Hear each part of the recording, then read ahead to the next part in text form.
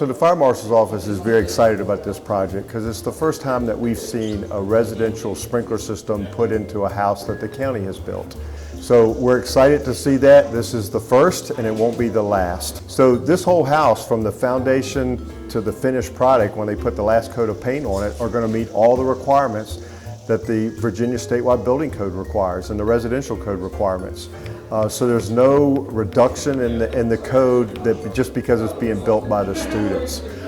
If anything, it's probably getting a little extra tender love because of the students, because they're taking their time, they're being shown by some experts. So if I was in the market for a house, this is one of the houses I'd be looking for. We need to mentor these young people, because if we don't, they're not going to have a clue to what's going on.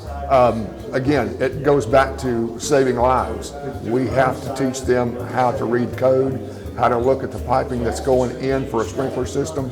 This is big, it's huge. If they're not safe when they come in here, then they can't come in here. And that's what we need to teach these students, how to make it safe, code, and how to read that code.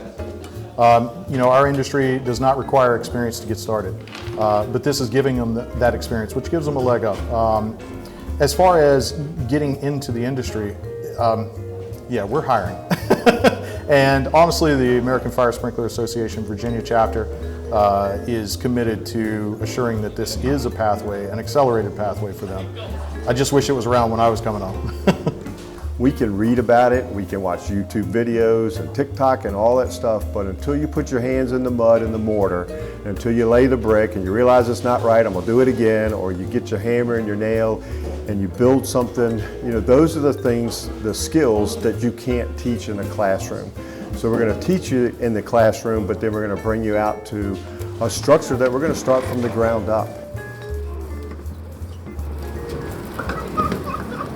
Hold it, Dave, you gotta hold it, both.